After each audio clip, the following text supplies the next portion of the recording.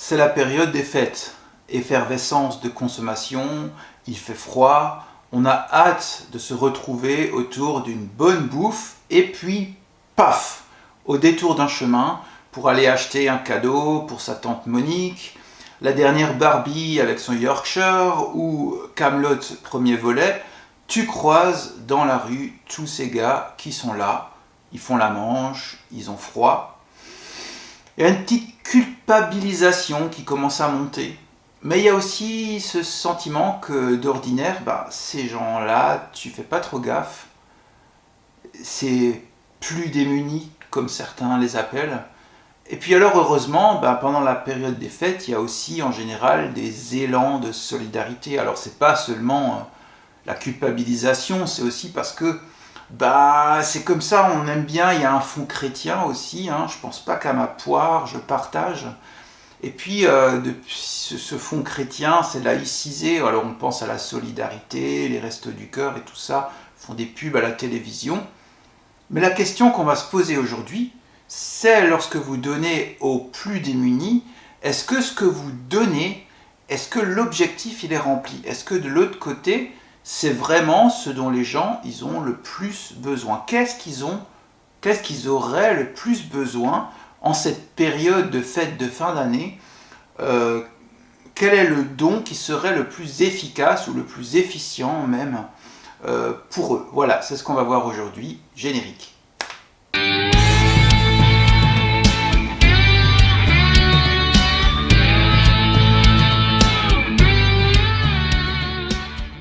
Alors je précise juste que ma vidéo n'a pas l'objectif de juger ni les dons, ni les gens qui donnent. Donner, c'est bien.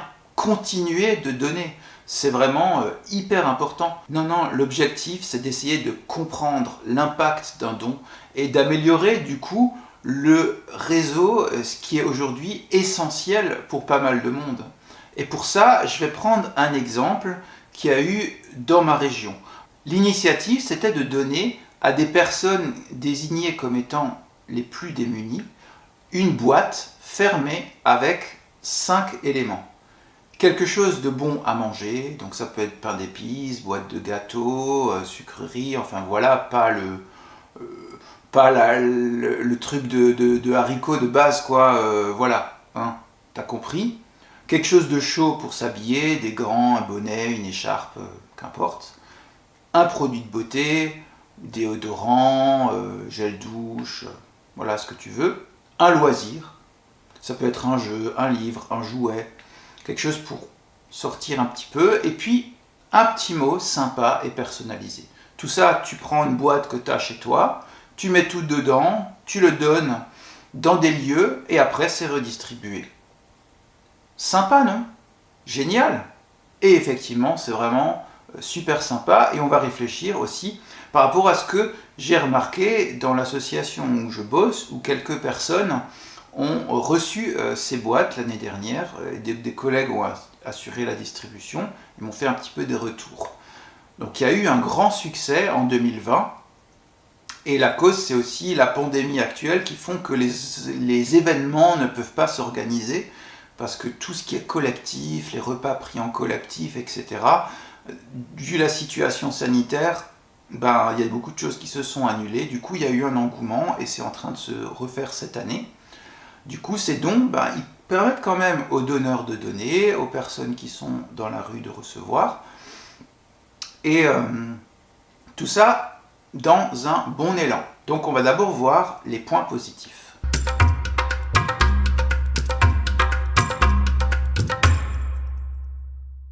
Le premier point positif que je tiens à souligner, c'est que cette initiative, elle sort de la pyramide de Maslow.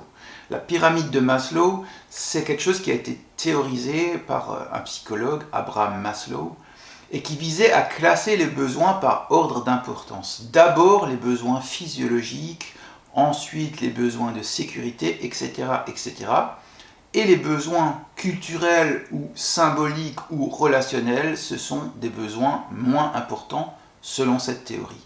Alors aujourd'hui, heureusement, elle est vivement critiquée, mais elle continue d'être enseignée dans des écoles de commerce, dans des écoles aussi de formation qui sont destinées à faire du soin aux personnes, aide à domicile, etc., avec une hiérarchie. Et aujourd'hui, il y a quand même beaucoup d'écrits, de connaissances du social qui laissent penser qu'il n'y a pas de hiérarchie réelle des besoins.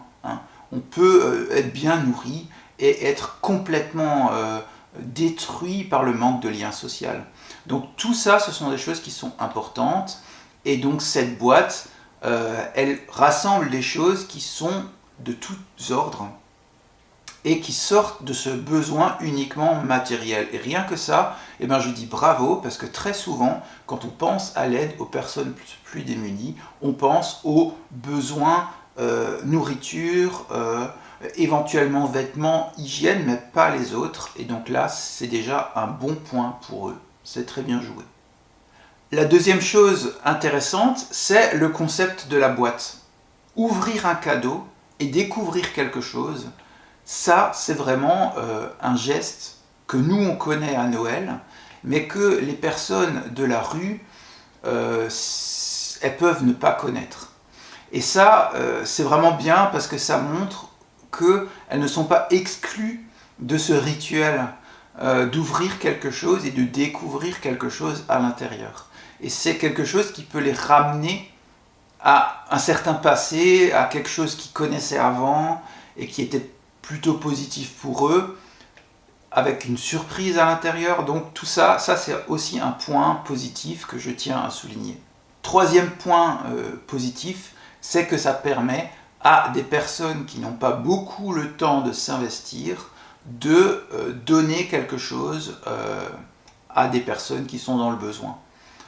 On peut être généreux rapidement parce que ça vous prend le temps de réfléchir à ce que vous allez mettre dans la boîte, on va dire un quart d'heure, 20 minutes.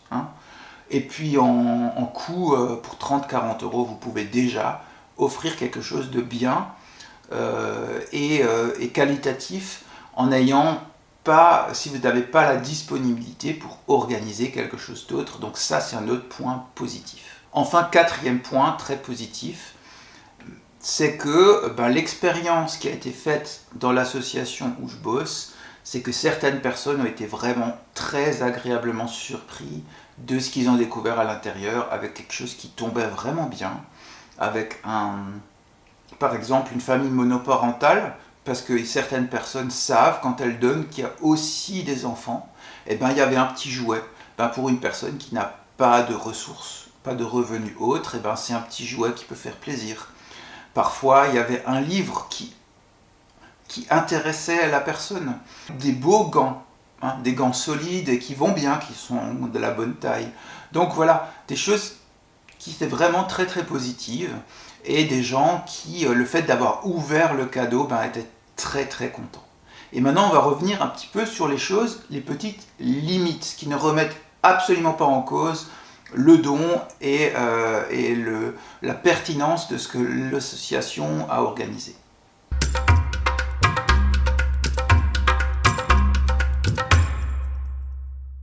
Donc, la contrebalance de ceux qui ont découvert quelque chose qui les a réjouis, c'est que certains ont découvert quelque chose qui tombe pas bien en fait, un livre trop compliqué pour une personne qui ne maîtrise pas la lecture.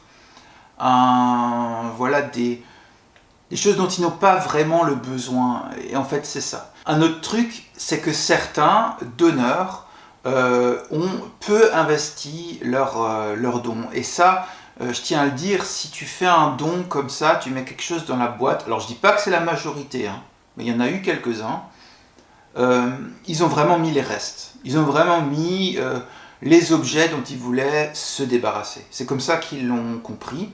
Alors je sais très bien qu'on est aujourd'hui dans l'économie circulaire, Il y a Emmaüs depuis des années qui récupère des objets, qui les revend, il y a les recycleries un peu partout, donc voilà, maintenant ça se développe aussi avec l'écologie, mais là c'est pas le cadre. On est à Noël, on veut donner quelque chose qui est comment dire, où il y a un investissement à l'intérieur. Si tu donnes tes vieux gants usés qui te servent plus, imagine la personne de l'autre côté, quoi.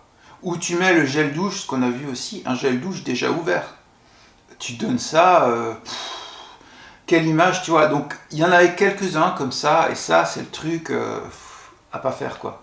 Mieux vaut rien donner que ça. Mais bon, en tout cas, cette petite critique que je fais, cette petite limite que je montre, en tout cas, c'est pas un mal, parce que même si le cadeau tombe mal, parce que c'est pas exactement, ben, ça crée pas de dommages. Hein, si tu as une chance, ça tombe bien, et sinon ça fait plouf, et c'est pas grave, la personne continue son chemin, et ça va pas dramatiser non plus, quoi. Une deuxième limite, c'est que les cadeaux de cette boîte, ils peuvent paraître un petit peu ordinaires. Il faut se rendre compte que les personnes de la rue reçoivent beaucoup de dons toute l'année, notamment en vêtements, en produits d'hygiène, en nourriture, et ça toute l'année. Par exemple, tous les rebuts des supermarchés se retrouvent dans les banques alimentaires juste après les fêtes. Tout ce que vous n'allez pas consommer là actuellement, c'est les chocolats de Saint-Nicolas. Eh ben, ils vont se retrouver dans quelques semaines dans les banques alimentaires, ils vont être redistribués à des personnes ou à des familles dans le besoin. Donc, ce ne sont pas des choses exceptionnelles. Donc, si une personne ouvre une boîte et trouve ça à l'intérieur, ça fera pas mal, mais ça fait pas Noël non plus, quoi.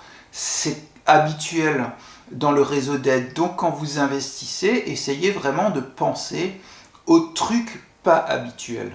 Voilà, essayez de vous creuser un petit peu la tête, et comme ça vous tomberez encore mieux pour les personnes à qui vous donnez. Une troisième limite, c'est que le donneur n'a pas de vision sur son don. Ça gêne certains donneurs, et dans notre association, il y en a certains qui ont appelé pour savoir, j'ai donné un truc, est-ce qu'il y a eu un impact, est-ce qu'il y a eu quelque chose?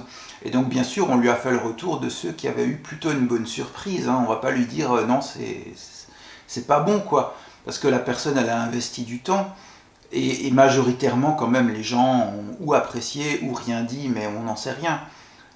En tout cas, ce que ça montre, ça, c'est comme le montrait Marcel Mauss déjà il y a longtemps, un don, c'est jamais gratuit.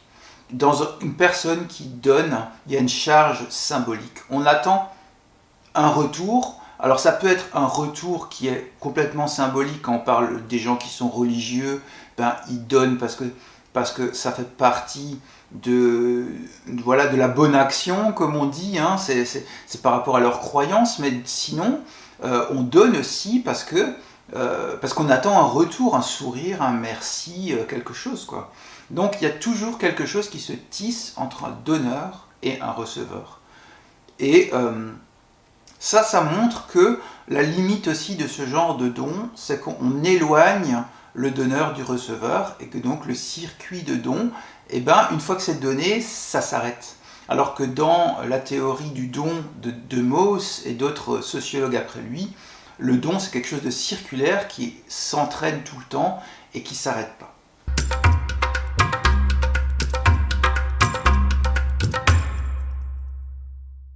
Alors maintenant, pour conclure, qu'est-ce que je pense de tout ça? Déjà, j'encourage à continuer ce genre d'initiative, ou même des autres, même si c'est pas parfait. Est-ce que c'est possible qu'il y ait un don parfait? Je ne crois pas. De toute façon, vous avez toujours des limites.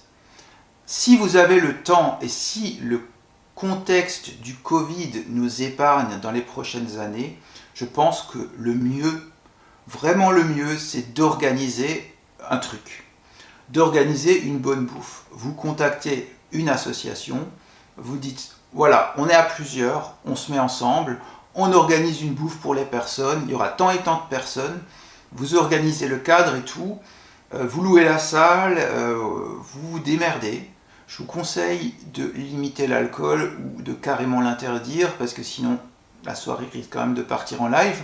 Mais à part ça, franchement, faites plutôt quelque chose comme ça. Parce que vous répondrez à l'ensemble des besoins qu'on avait donnés avant, c'est-à-dire que les personnes mangent, elles ont un contact humain, il y a un échange, il y a de la chaleur, il y a du relationnel, il y a du social, à la fois pour la personne, mais aussi pour vous qui êtes donneur. Vous rencontrez la personne, il y a un échange, et vous verrez aussi, si vous faites ça, que ces personnes qu'on appelle plus démunis sont loin d'être que démunis.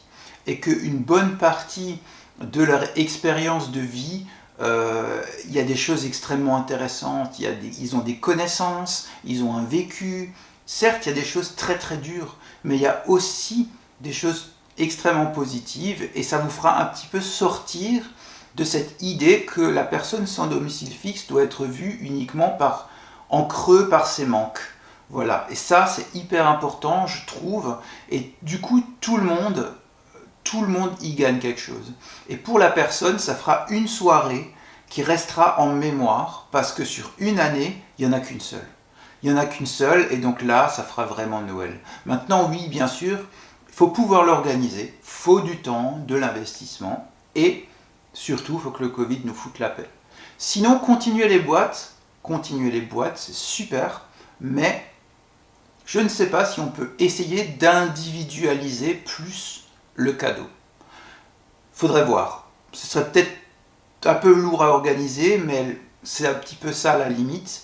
Individualiser le cadeau, et en tout cas, vous, si vous êtes donneur, investissez votre cadeau. Mettez un peu d'argent dessus et essayez de trouver quelque chose qui sorte de l'ordinaire et qui soit le plus général possible. Voilà, il peut y avoir un ou deux ratés, mais si dans une boîte avec 5 trucs, il y en a déjà 2 ou 3 qui touchent juste, et bien la personne, ça lui fera plaisir.